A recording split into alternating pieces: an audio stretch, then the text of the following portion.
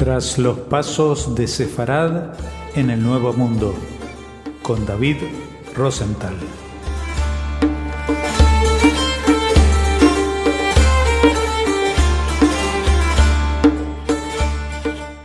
Hola oyentes de Radio Sefarad, damos la bienvenida como cada semana a David Rosenthal para que nos siga iluminando, ilustrando el camino que llevó a los pasos de Sefarad en el Nuevo Mundo. ¿Qué tal, David?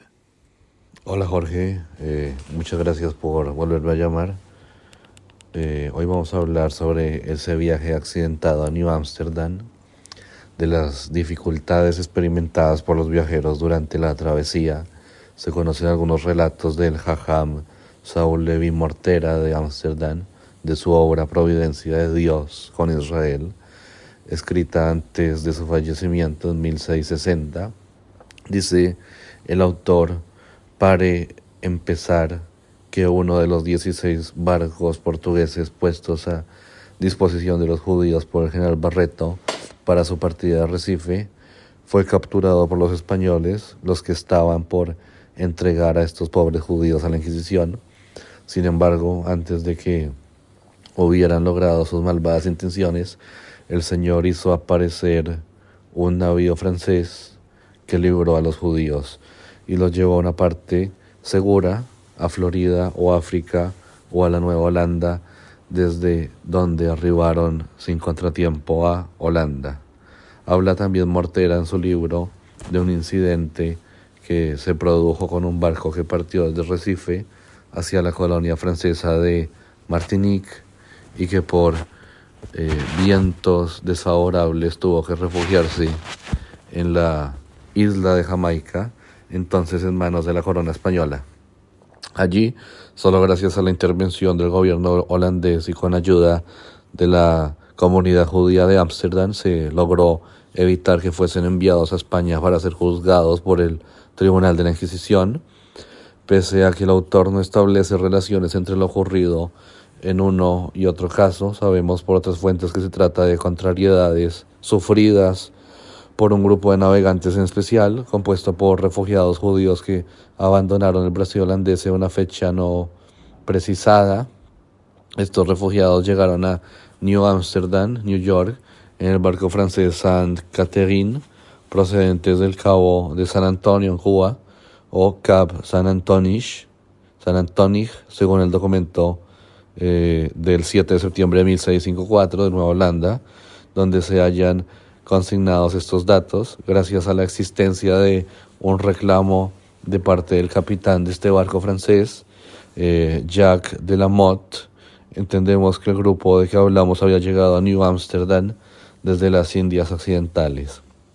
De la Motte exigía el pago completo de 2.500 florines por el transporte de los pasajeros judíos, que viajaban en número de 23, y de sus pertenencias personales. Como solo había recibido de estos 933 florines, la Corte de Nueva Holanda le autorizó a vender en subasta pública los bienes de los viajeros para compensar el saldo de la deuda. La venta, sin embargo, no logró cubrir el total de la suma adeudada. No se conoce ningún documento de la época de New Amsterdam que revele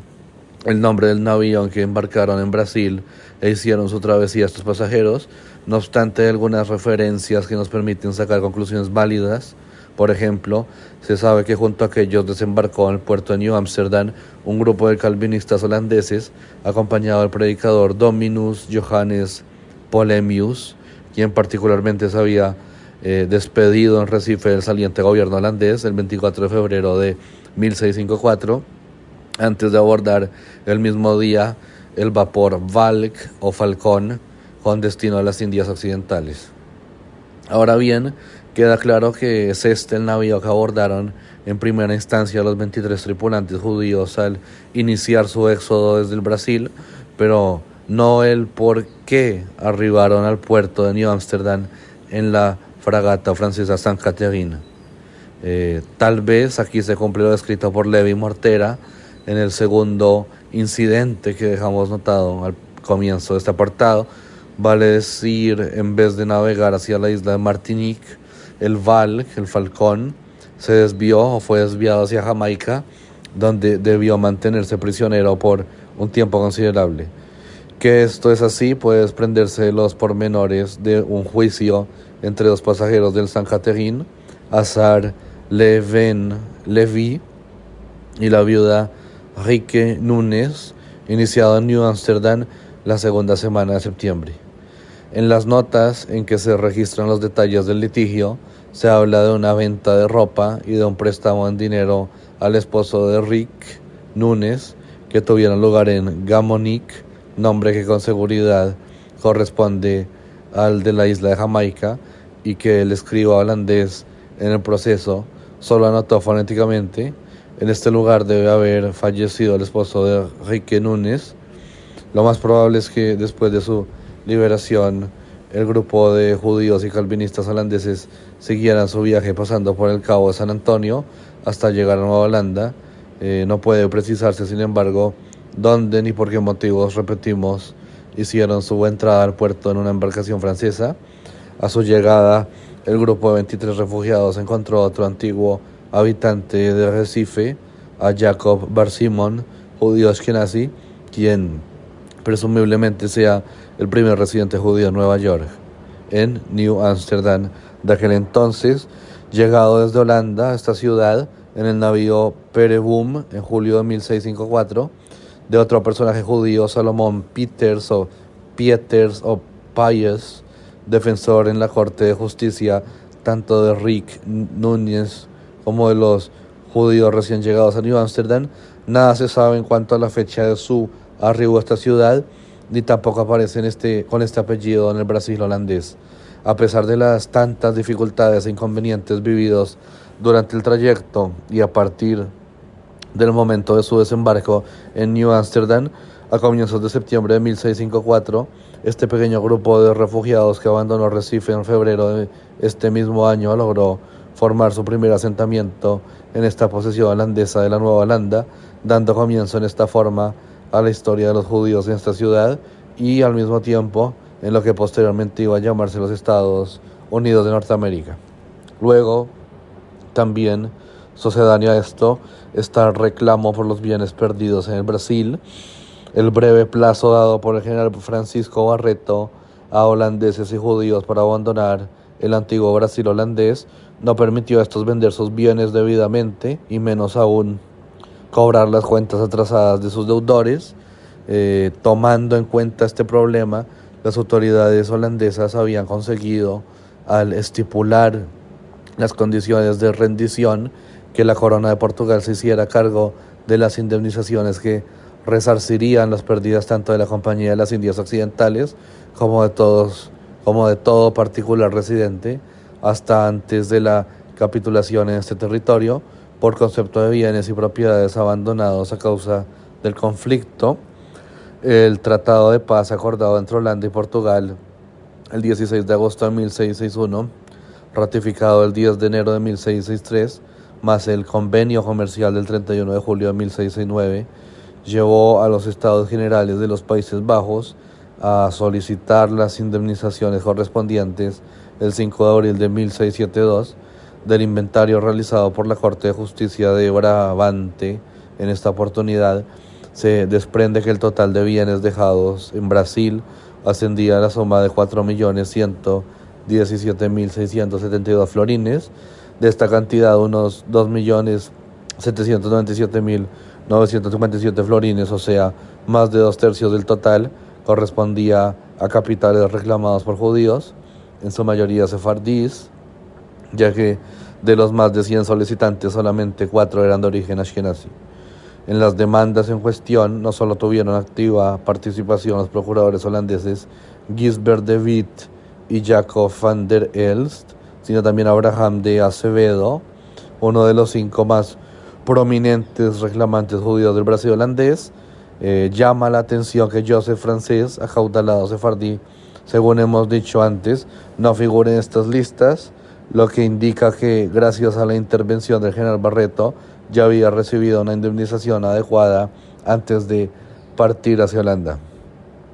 Mencionamos ya que a partir del 27 de mayo de 1654, Francisco de Mezquita, escribano de la Hacienda Real, había dado comienzo a un inventario de las propiedades dejadas por los holandeses en Recife, entre ellas las que habían pertenecido a los judíos del Brasil holandés. También dijimos que de aquel inventario se desprendía que los sefardíes más acomodados e influyentes tenían su residencia y sus casas en el centro de Recife, en una calle que los holandeses llamaron Bokkenstraat o Jodenstraat, y posteriormente los portugueses Rua dos Judeus, es decir, la calle de los judíos, donde se había levantado el edificio de la sinagoga de la Congregación Sur Israel, a pesar de que el escribano de Mezquita solo anotó los nombres de los propietarios a un costado de la Rua dos Judeus. Aparecen en su lista 14 de los antiguos dueños judíos, además de otros dos que tenían su residencia en la continuación de esta calle, en dirección al puente que unía Recife con el barrio de Santo Antonio, vale decir en la Ponstrat. Pues bien, la mayoría de estos sefardíes figura entre los solicitantes de indemnizaciones por bienes perdidos en el Brasil,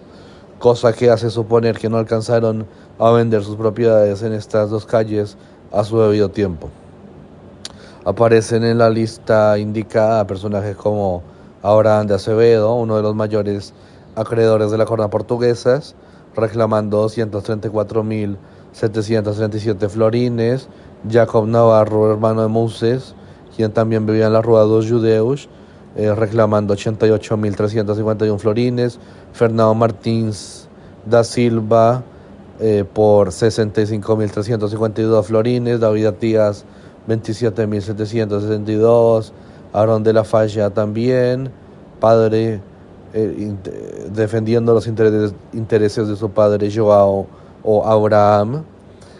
Jacob Fundao también, Isaac Sacuto, probablemente hijo de Jacob Sacuto, dueño de una casa en la calle mencionada; y Joseph da Costa o da Costa, acreedor de la corona de Portugal, con 275.838 florines, una de las mayores fortunas de el Brasil holandés, y quizás familiar de Gaspar Francisco da Costa, también poseedor de una casa en la Rua dos Judeus. Los bienes de Duarte Saraiva, otro de los importantes acreedores judíos de Pernambuco, fueron reclamados en esta ocasión por Isaac Coronel en nombre de los herederos, ascendiendo a la enorme suma de 351.502 florines. Jacob Valverde no aparece exigiendo dinero por su residencia en las Rua dos Judeus, pero figura en la lista de acreedores Abraham Valverde, un familiar suyo, con quien realizó diferentes actividades comerciales en Recife desde 1640. Este solicita reembolso de 97.292 florines. Otro propietario que aparece en el inventario con el nombre de Gil Correia se llamaba en realidad Jacob Moscata y compartía su casa con Duarte Saraiva. Moses Neto y Gabriel Castaño no se encuentran entre los reclamantes, por lo que se puede suponer que alcanzaron a vender sus propiedades oportunamente. Los dos propietarios de la Ponstrat, Benjamín de Pina y David Brandao, demandan indemnizaciones por 78.802 y 17.405 florines respectivamente. De la descripción que en el inventario se hace de las propiedades de los sefardíes en la Rua dos Judeus, se deduce que en su mayoría se trataba de casas de 2 pisos, de los cuales el superior se destinaba a las habitaciones de la familia y el de la planta baja a sus actividades comerciales. El valor de una casa con estas características se movía entre 12 y 20.000 florines, suma considerable si se toma en cuenta que algunos ingenios, los ingenios, se podían adquirir por 10.000 florines, como es el caso del Ingenio Velho en Beberibe, o el Ingenio Camaçari en Jaboatão, que Duarte Saraiva compró por esta cantidad entre 1637 y 1638. Muchas gracias como siempre y esperamos volver a renovar este contacto la semana que viene. Hasta entonces.